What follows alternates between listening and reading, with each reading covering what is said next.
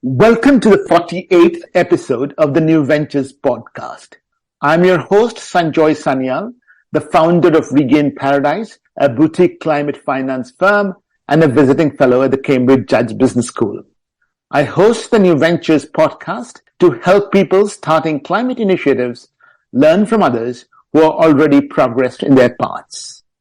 Today, the topic that we're going to talk about is very interesting. A lot of people have asked me, how green is renewable energy and electric vehicles given the amount of minerals and rare earths needed to make them?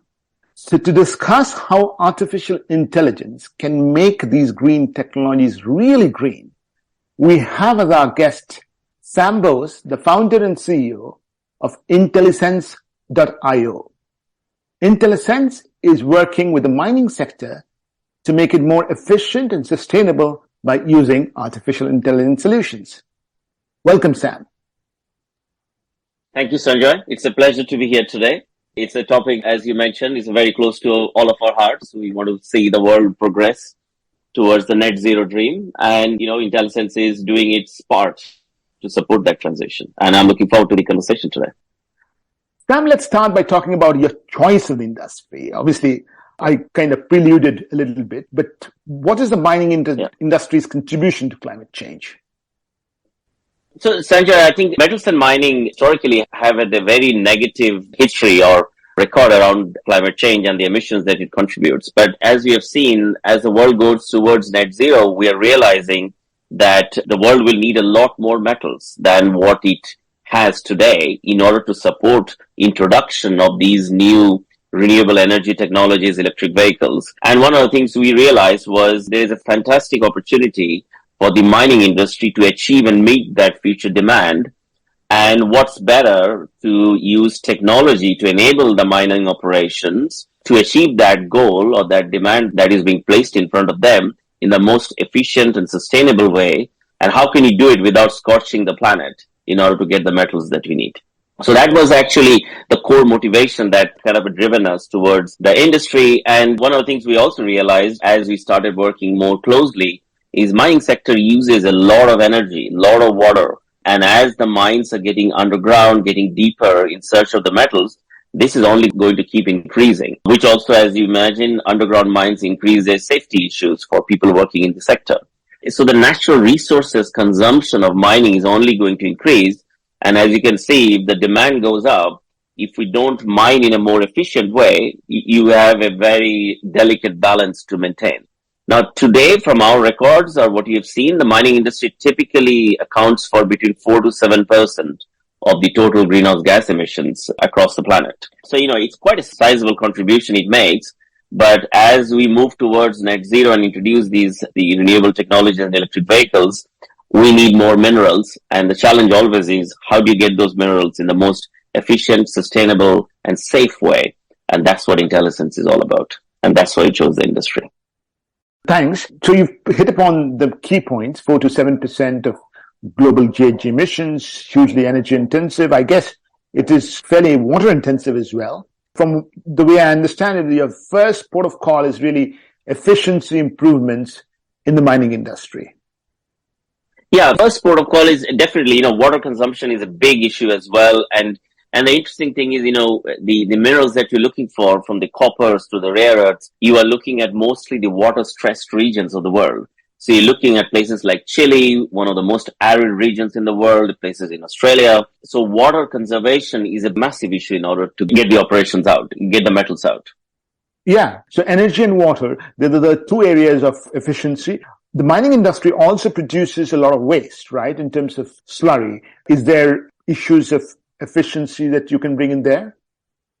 Yeah, well, one of the other big challenges the mining industry has and the world has is actually the ore grade declining. We as humans have been mining for the last 100 years. So today, for example, copper in Chile, which is the second biggest copper market in the world, copper producer in the world, copper grade is 0.25% and is going down.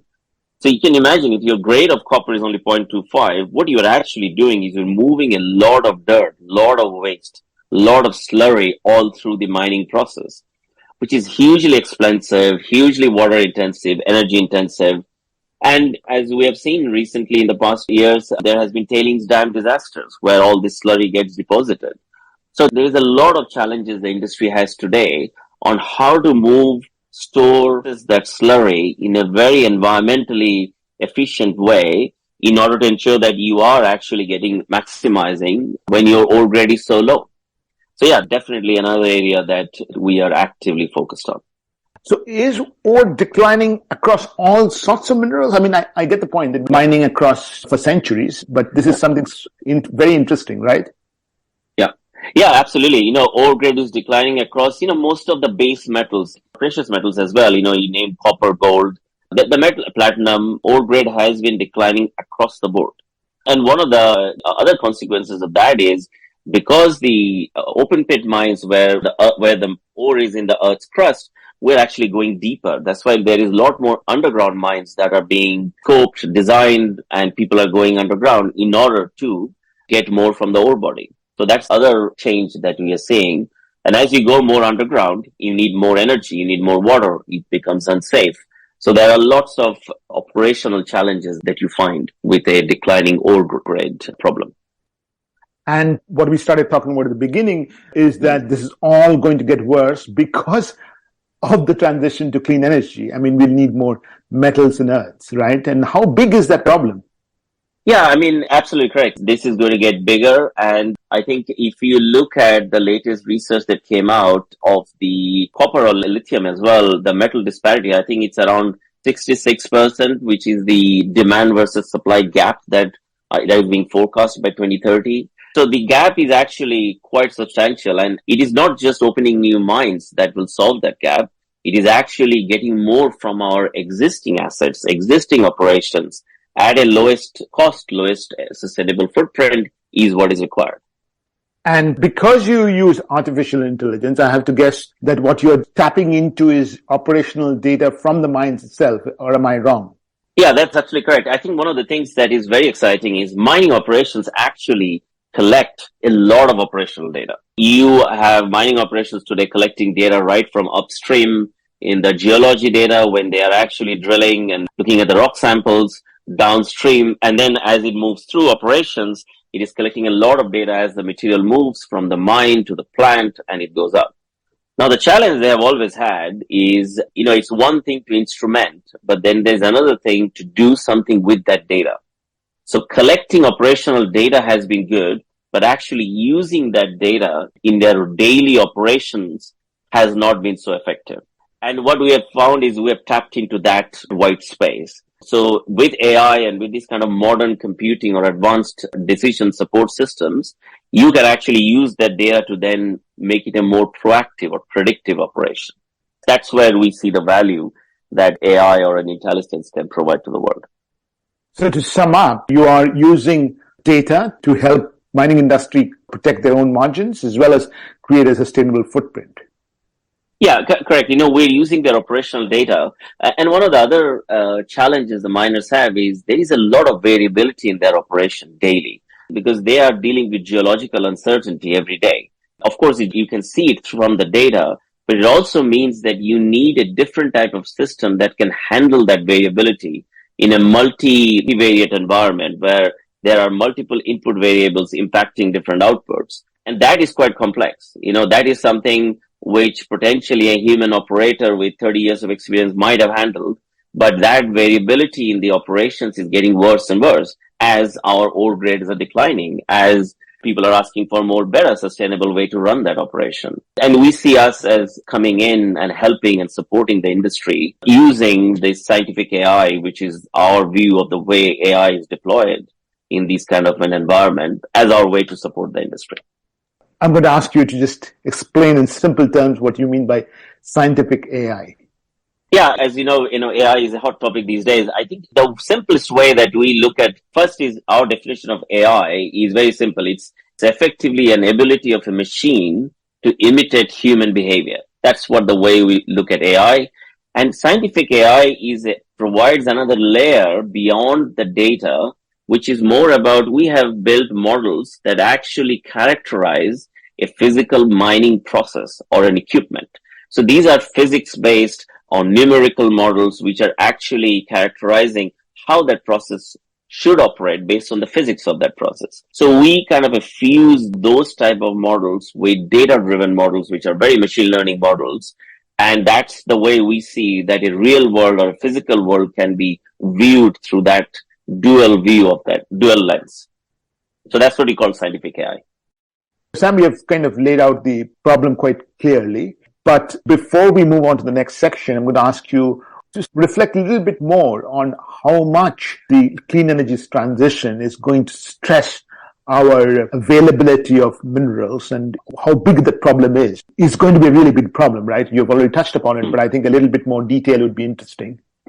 Yeah, definitely. The best way to do it is if I pick up the transportation industry as one of the drivers of this net zero transition and the production of electric vehicles, which is effectively one of the key source driver for this metals requirement. Today, on an average, it's quite well known fact that EVs use around 200 kilograms of metals, and that comprises of around 32% of graphite, 26% of copper, 20% of nickel, 12% of manganese, 6% of cobalt, and around 5% of lithium. This is just the overall EV that includes the batteries, includes all the different components. That in effect is actually 6 times more minerals that a internal combustion engine car have used in the past, where typically an ICE has always used around 35 kilograms, which was mostly copper and manganese. So you can see the scale of metals requirement in an EV, which is actually the big transformation driver for net zero is going to be. And we're seeing that all around as the metal super cycle. You can see it in the commodity pricing that is going on. And in order to deliver this kind of demand, the industry would need to do something. You have 3 choices. You are going to improve your efficiency of your existing operations to get more metals from your existing assets, existing mines. You start preparing for new mining operations because the feasibility of them gets better. And finally, the other interesting area that we find getting involved in is you improve recycling. Metal recycling starts to come in as an important contribution towards meeting the demand. This is a perfect segue actually into the next section. But before that, let me just sum up the key things that we have learned so far. Is that because mankind has been drilling and extracting metals for centuries and pretty much since civilization in its current form was born, ore grades are declining. This is creating enormous pressure as populations increase, but more importantly, as we demand more minerals, higher quantum of minerals, as Sam pointed out, but newer variety of minerals, very fast transition to clean energy. Mining already creates environmental damage by land degradation and water usage, but it also contributes 4 to 7% of the global greenhouse gas emissions. And what you are doing, Sam, is to use the operational data that the mining industry already captures, because that's the way the industry works, right from geoprospecting to operations. There is a fair amount of sophisticated instrumentation that has been already implemented, and you're using that data to help the mining industry become more efficient, both in terms of its own cost structures as well as its environmental footprint. So those are the 4 things that we have learned in this section. And what we're going to talk about in the next section is to see where you have actually helped the mining industry solve its problems. So let's start with energy first. Can you give us an example of where you've used these principles to help the mining industry or mining companies reduce its energy and water usage? Yeah, sure. I think this is an exciting section that talks a bit about some of the work that we have been doing over the last 6-7 years. And as you can imagine, without naming names, I will give you some real world case studies of where we have been working. One of the first ones were related to energy reduction that comes to mind is the work we did with a Chilean copper mining operation. It's one of the top 5 world's copper operations. It is doing somewhere between 300 to 400,000 tons a day. And one of the biggest issues they had is they had a massive pipeline that was bringing in the copper concentrate up from the mountains. It was around 100 kilometers, and they had a whole bunch of pumping stations that was pumping over, and their total energy consumption was around 3 megawatt. So you can imagine the scale of these pumps. On an average, it was like half a megawatt pumps that we had And one of the challenges they had was they were running these pumping operations in a very manual way. So they were switching pumps in and out on a very frequent mode in order to support the balance of the flow that they had to do. And what we did was, rather than having this as a manual operation, the AI actually automated that pump switches. And what it did was it reduced the amount of the number of pumps that they required to run the same flow of water, the same flow through the pipeline. So that was massive for them because typically they operate on an N plus one pumping structure. And we actually managed to run this on an N plus two, which means you were actually keeping one of the half a megawatt pump, shut it down for a longer period of time rather than running all the pumps on an N plus one state. We reduced the pumping switches by 50%, and the overall energy consumption went down by 8% to run that entire pipeline. So this is a classic example where how AI can actually predict better combination of some kind of a complex multi-equipment optimization and run it in a more efficient way where the human is actually acting as a supervisor to ensure that the system is operating within the certain bands that it meant to operate. Extremely interesting. Sam, I'm going to ask you just to explain to us what is N plus one and N plus two. Yeah, N kind of stands for number of pumps that they have at any point in time, and 1x plus 1 is the standby that they use, whereas N plus 2 means, you're putting 2 in standby and running the same amount of flow with less number of pumps. Oh, great. That means you can deoperationalize in one more pump, thereby reduce the energy use. While maintaining the flow of what is required by the pipeline. Lovely. Any other example? Yeah, the other example I think we can talk about is also a similar size operation, which was using leaching as a way to extract copper. So you are talking of, these are massive heaps of copper where leaching liquid is put in to irrigate that whole heap and that extracts the ore out towards the end. And that uses a lot of acid consumption that goes in. And because of COVID, because of supply constraints, acid pricing has gone up. And of course, acid usage is not very environmentally sustainable or environmentally recommended. So one of the things we did was we were able to optimize that by recommending a correct flow rate so that the leaching can be done in a more optimum way. And that resulted in around 5 to 8% of the acid usage being reduced. And that also has a big impact on their environmental risk footprint. So that's another example that comes to mind where we are reducing the usage of these kind of high corrosive and high cost as well consumables to extract the ore. Yeah. Would leaching in simple terms be like something like washing the ore? You can make that same analogy. It's washing the ore and it's effectively taking the right grade out over a longer period of time. What I find interesting in this example is what I alluded to earlier. It's not just the greenhouse gas emissions, it's not just the clean energy transition. It is the local damage to environment in remote areas, in often areas which do not have so much adaptive capacity, which are anyway where negative climate change impacts are also much more stronger. This reduction in acid, I suppose, also less leakage into local fields and so on and so forth, perhaps less local environmental damage. Yeah, absolutely. I think today mining operations are very safety conscious and they have really tight processes, regulations to ensure that there is no kind of leakage that happens in the ground. I would say that kind of events are pretty rare, but actually by reducing the consumption or optimizing the usage of acid, you are again making sure that those kind of events never happens. And I think that's on a zero safety is what mining operations work at. I think that you have got one more example, right? So the other example I would bring out is in Kazakhstan, which is another big mining market for us in Central Asia. We've been working with a large gold mine in Kazakhstan, and we've been helping them to improve their grinding optimizations. Grinding mills are some of the highest energy consumers in a mining plant or in a mining operation. So we are talking of some massive washing machines, if you can think about, which are effectively breaking the rocks into really small particle sizes, and that particle size defines how much recovery they're going to get. So they use a lot of energy. And one of the things we have been able to do is reduce their energy consumption while increasing their grinding throughput by around 1 to 3% that we achieved in that client. And how we did it, our models of the AI was able to look into what's happening inside the mill.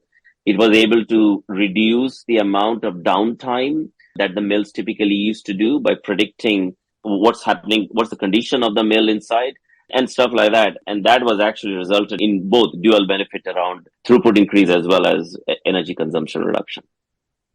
So 1 to 3%, just help us understand what that means in practice. Yeah, so if I talk in dollars and cents, 1 to 3% of a large to medium-sized gold mine equates to around $30 million. That's the kind of a range in which we're looking at. So it's a $30 million revenue increase that they are able to do by increasing their throughput. So energy, water, we have talked about. And then the other topic is around just improving the efficiencies of the process. Could you give us some examples of things that you've done there? I think the grinding example is a good one where we improved the throughput, which is the process increase. The other process that we work around is what is called flotation, which is where you basically float the copper, the particles that come out, and improving, and that's where the recovery of the ore happens. So we have been able to improve the recovery by around 1%. So that also equates to similar kind of value numbers in terms of the amount of increased revenue that efficiency improvement can deliver. And we are currently working on flotation recovery optimization across the world, from Australia to Chile to Kazakhstan as well. The other areas, what are the examples of projects that you've done there?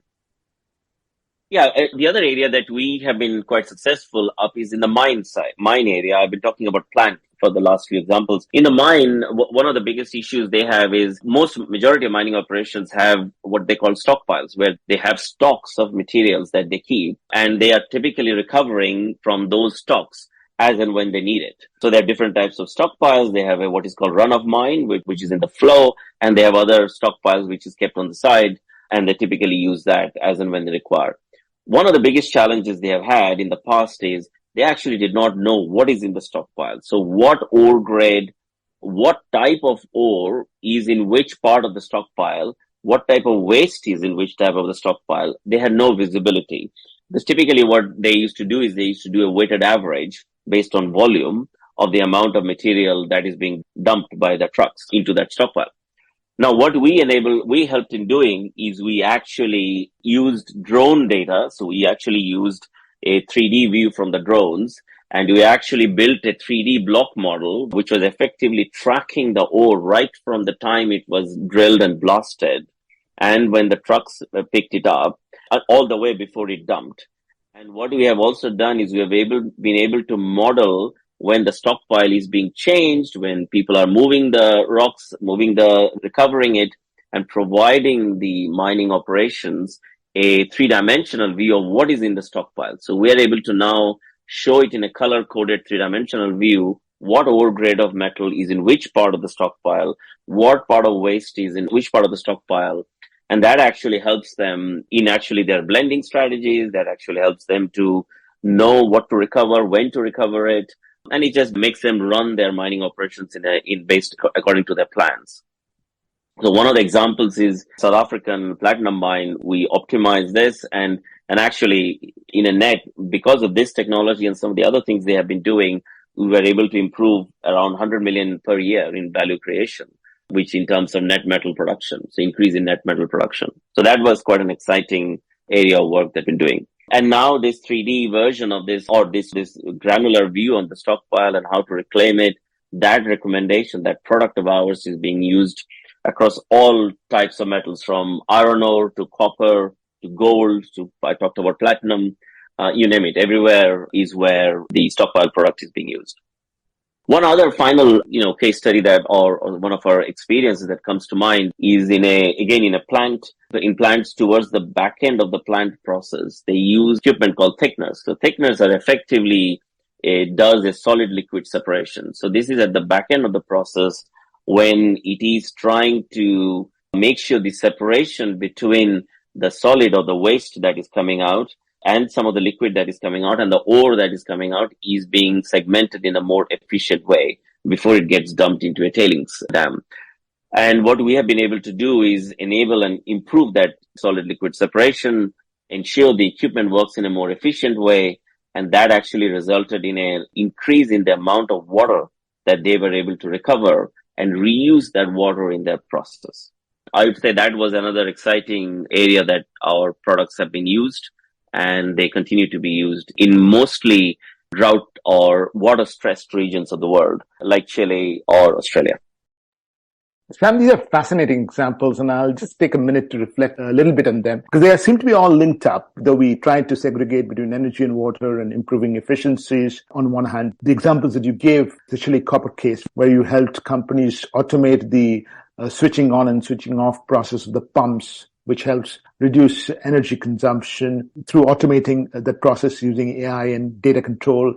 Then the other example that you gave around the gold mining case, which is relatively small improvement of 1 to 3%. Sounds small, I guess, but it's obviously large because it enables savings of about $30 million.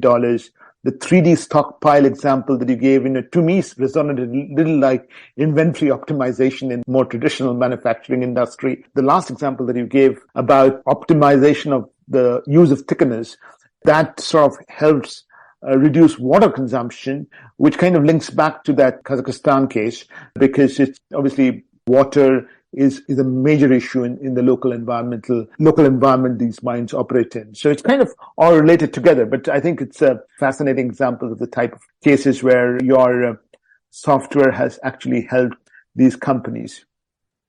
We're coming to the end of the podcast. Because artificial intelligence is what it is and people are fascinated by it, I'm going to make it fun a little bit and throw a few words at you and try and see how quickly you can define them. Ready for the challenge, Sam? Absolutely. Bring it on. What is artificial intelligence and machine learning? AI, in very simple terms, is the ability of a machine that can imitate human behavior. That's for us is AI. And, we will reach the land of the sentinel when AI is able to actually do it, but we'll see where we go. And if you take machine learning is an application of AI that is actually allowing this system to automatically learn from the data and improve with the data and experience as more and more data is fed into the model. Lovely. What about digital twins? What are these? Yeah, digital twin is again an oft-repeated word these days. In a simple way, it's actually a virtual representation of real-world equipments, entities, and processes. And it's actually synchronized with data on a specified frequency and fidelity. This basically, effectively what it does, it allows companies to understand the physical world better. The way we talk about digital twin is we call it digital process and digital equipments. And the overall objective here for that is it provides a holistic view of that equipment on how it is operating in a real world environment. And if you can update that, then you can create a virtual replica of that, which actually gets constantly updated with data. So you are constantly having a digital equivalent of that real world equipment and process, which you can use it in various things from training to running simulations to various kind of stuff. And the other word that is used is neural networks. What are these? So I would look at neural network as the mechanism or the methodology or approach that is used to run those machine learning systems. So that neural networks are the underlying brain which effectively learns that, which works on data. So it makes connections between billions of data points. And by making that connection, it tries to predict what the next data point would be. So the idea of machine learning and AI is always to be able to move us from a reactive world to more of a predictive world. And neural networks are aimed to do that. It effectively, I would call it fast forwards the world and plugs the data points that are missing to give us a view of what the future world would be. And what you're trying to do is to combine all these technologies into something that in a simple way clients can use, right?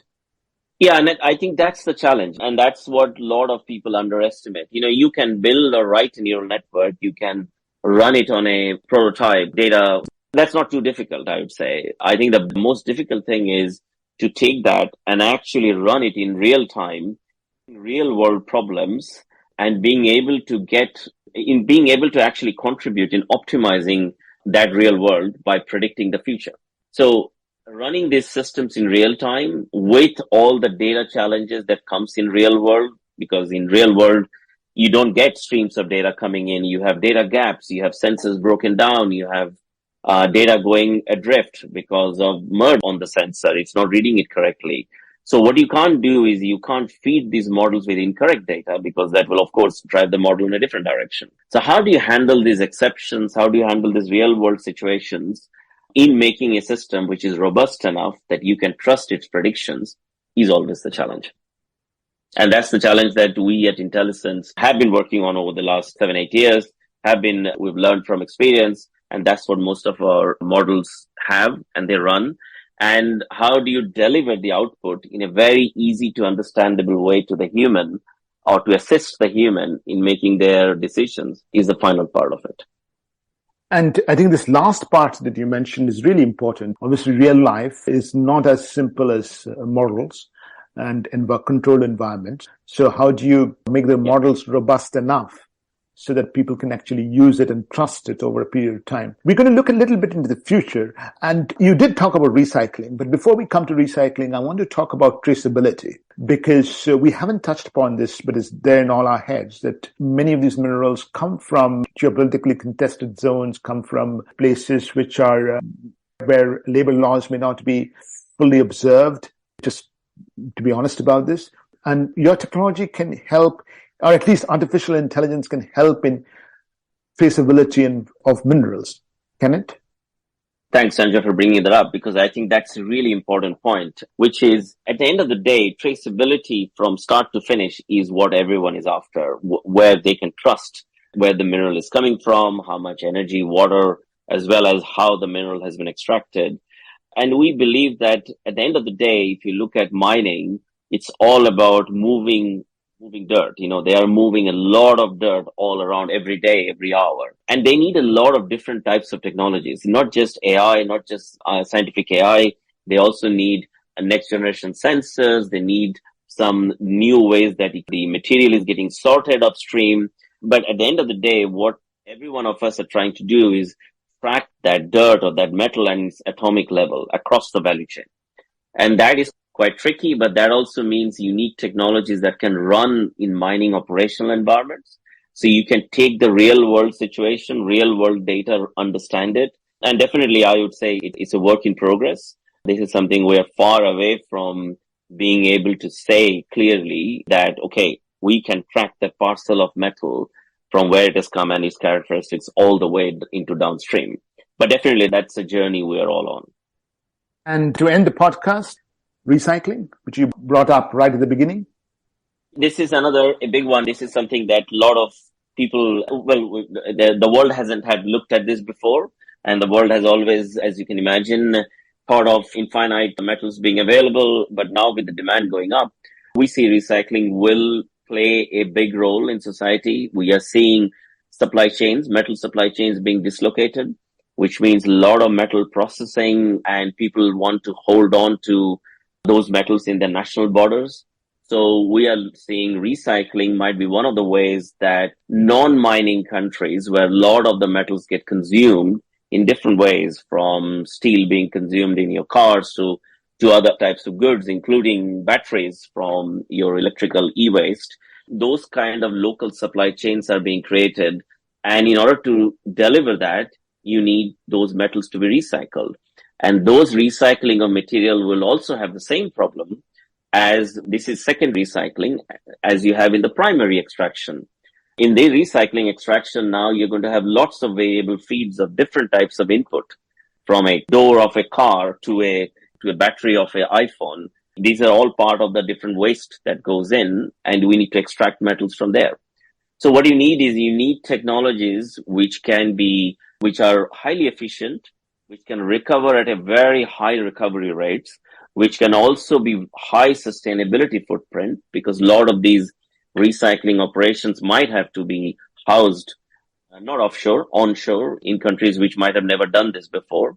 But it's exciting. You already have the technology that can actually support these kind of creation of new industries, new plants. And it's a question of now going for it and actually methodically planning it out.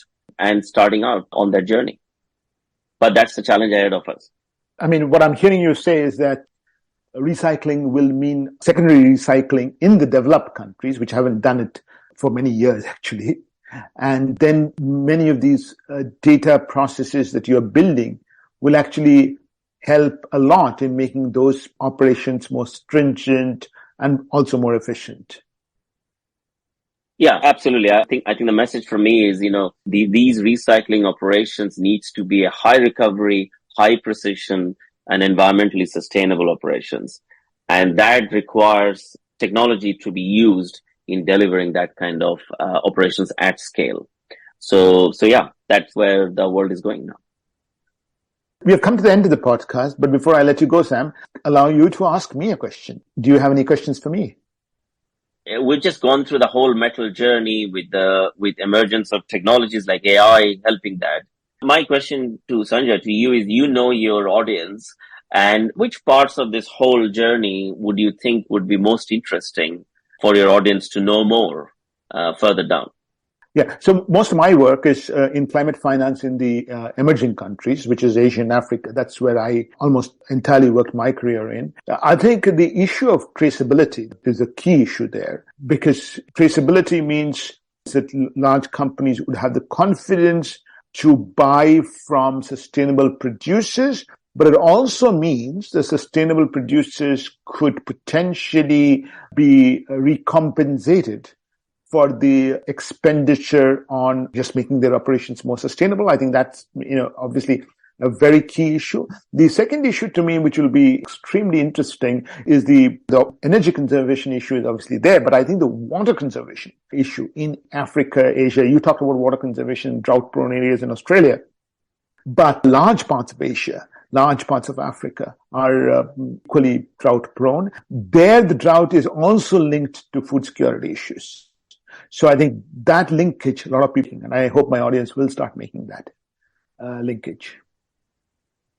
Yeah, absolutely. And Africa is a massive metals market, and there is a lot of opportunity there, but there is a real need to ensure that we are building up the next generation operations, or we're continuing to expand existing operations in the most efficient way. It should not be, let's just dig at all cost. It needs to be dig at the most efficient, sustainable footprint, while, of course, managing your margins. And then finally, Sam, if people want to get in touch with you, we'll have your company website on the show notes. But would you like to leave a special message? Can they reach out to you on LinkedIn, or would you like to provide your email on the podcast? Okay, maybe the best thing to do is I will post it through my LinkedIn, your podcast. And of course, we have our website there, and you will have contact details in there from the website. And definitely our team would be more than happy to take questions forward. With that, thank you very much, Sam. Okay, thanks a lot, guys. If you like this podcast, do visit us on regainparadise.org, regainparadise.com.